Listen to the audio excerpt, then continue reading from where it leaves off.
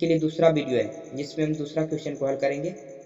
दूसरा क्वेश्चन है, आप जानते हैं कि 1/7 बराबर 0.142857 जो दिया गया है, इस पर एक आवृत्ति का लाइन दिया गया है। ये आवृत्ति का जो लाइन है इसका मतलब हुआ कि ये आवृत्ति का मतलब होता है कि जब दशमलव प्रसार में कोई भी संख्या लगातार आती है, जैसा कि जब लगातार एक ही संख्या आने लगती है तो वहां पर उस संख्या को रोकने के लिए उसके ऊपर आवृत्ति का चिन्ह लगाया जाता है। जैसा कि यहाँ पर 5 लगातार जा रहा है, तो इस पर हम इस संख्या को रोकने के लिए यहाँ पर यानी 1 5 पर हम आवृत्ति लगा सकते हैं।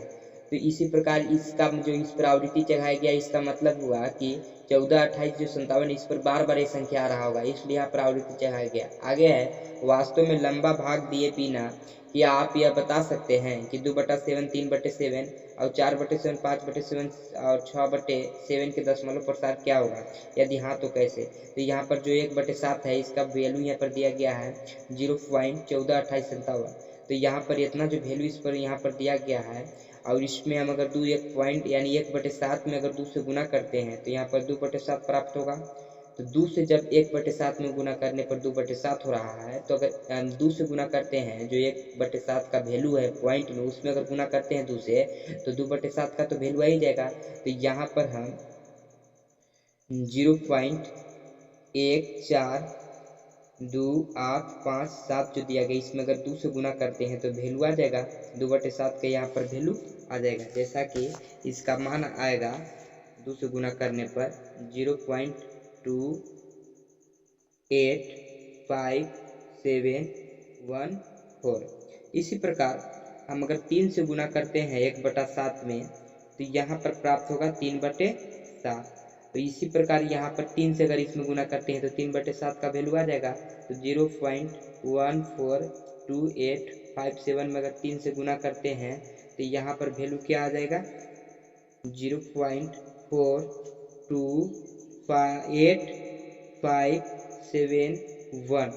इसी प्रकार मान लीजिए हमको 4 से गुना करते हैं 1/7 में, तो यहाँ पर आएगा 4/7, और 1/7 के वैल्यू में 4 से गुना करने पर 4/7 का वैल्यू आ जाएगा। जैसा कि 14 28 जो यहाँ पर 57 है, इसमें अगर हम 4 से गुना करते हैं तो 4 से गुना करने पर यहाँ पर आएगा 571428।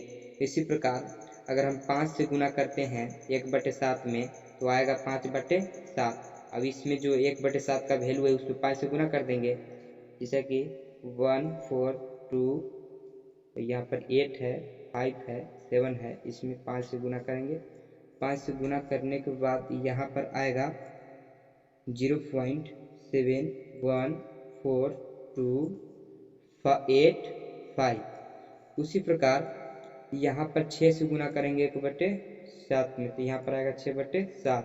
और यहाँ पर जो 1/7 का वैल्यू दिया गया है 142857, इसमें गुना करेंगे 6 से, तो 6 से गुना करने पर 6/7 का वैल्यू आ जाएगा। जैसा कि गुना करने पर आएगा 0.857142। इसी प्रकार हम लोग अगला क्वेश्चन को हल करें। तीसरा क्वेश्चन है कि निम्नलिखित को P/Q के रूप में व्यक्त कीजिए, जहां P और Q पूर्णांक हो, यानी P और Q जो यानी बटा में जो आएगा हर अंश के रूप में पूर्णांक होना चाहिए, तथा Q के बराबर 0 नहीं होना चाहिए, यानी बटा में 0 नहीं होना चाहिए। जब इसको हल करेंगे, P यहाँ जो सवाल दिया गया है जितने भी, इसको हमको दशमलव को एक भिन्न के रूप में व्यक्त करना होगा, और जो भिन्न होगा हर अंश के रूप में वो एक प्रकार का पूर्णांक होना चाहिए और बटा में 0 नहीं होना चाहिए। जैसा कि आपके यहाँ हम हल करके दिखाते हैं। जैसा इस सवाल है 0.6 पर आवृत्ति है, तो इसको हम लोग क्या करेंगे कि पॉइंट में जितने संख्या पर आवृत्ति होते हैं उसके बटा में उतना ही 9 लिखा जाता है। जैसा कि यहाँ पर लिखेंगे, चूंकि दशमलव में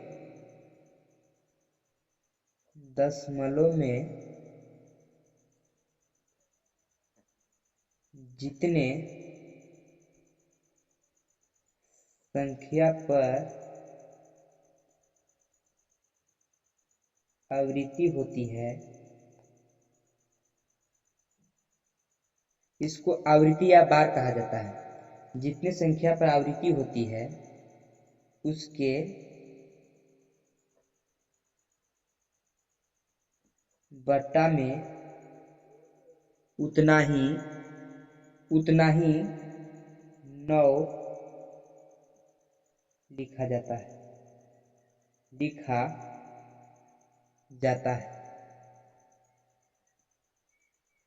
इसलिए 0.6 पर जो आवृत्ति है इसके बराबर लिख सकते हैं 6/9, क्योंकि एक संख्या पर आवृत्ति है, हम इसके बटा में 9 लिख सकते हैं।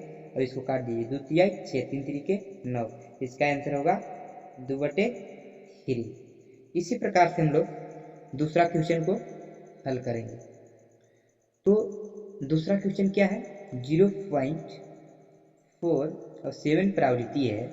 तो यहाँ पर आपको क्या करना होगा कि 7 पर आवृत्ति है, 4 पर आवृत्ति तो नहीं है। तो इसको हल करते समय आपको क्या करना होगा, इसी प्रकार से जो यहाँ पर जिस प्रकार से हम लोग चूंकि में लिखे हैं इसी प्रकार से इसमें भी बनाना होगा। तो हम यहाँ पर इसको डायरेक्ट बनाते हैं, जैसा कि इसको 4 पॉइंट में, इसको हम पॉइंट में जो है कि इसको भिन्न में करेंगे तो 4/10 हो जाएगा, क्योंकि ये तो आवृत्ति पर नहीं ना है, इन आवृत्ति पर है। तो इसको क्या करना होगा कि 7/9 लिखना होगा, क्योंकि एक संख्या पर आवृत्ति है तो इसका बटा में 1 9 होगा। लेकिन ये पॉइंट में है, क्योंकि यहाँ पर 4 जो है निकल गए, ये भी पॉइंट में रह गया। यहाँ पर दोनों रहता तो पॉइंट का यहाँ पर मान्यता नहीं होती, लेकिन एक संख्या पॉइंट में था, एक पॉइंट यहाँ पर आवृत्ति में थी, जिसके कारण इसमें भी पॉइंट का जो बटा में 1 10 होता है इसमें भी बैठेगा। तो 10 से 9 में गुना करेंगे तो 90 हो जाएगा। इसके बाद आपको क्या करना होगा, 9 10 के एलसीएम लेंगे तो 90 होगा, और 10 9 90, तो 4 9 36 होगा, 90 एकम 90, तो 7 एकम 7, अगर दोनों को जोड़ते हैं तो होगा 43/90 आंसर। इसी प्रकार से हम लोग तीसरा क्वेश्चन को देखते हैं। तीसरा क्वेश्चन है 0.001, अब पूरे प्रावृत्ति का चिन्ह है। तो इसको हम लोग हल करेंगे, जैसा कि 3 गो संख्या प्रावृत्ति है तो 0 0 1 लिखेंगे। अब इसके बटा में कितने 9, 3 को 9 लिखेंगे। जैसा कि 1 के इधर कितने भी शून्य लिख देंगे, यानी 1 है, 1 के अगर इधर शून्य लिखते हैं तो उसकी मान्यता होगी, लेकिन अगर बाईं ओर लिखते हैं तो इसकी मान्यता नहीं होगी। इसलिए यहाँ पर लिख सकते हैं 1/999 आंसर। तो आपको तीसरा क्वेश्चन के जो ऑल क्वेश्चन इसमें सोल्यूशन हो चुका है। उसके बाद हम लोग अब अगला क्वेश्चन देखेंगे।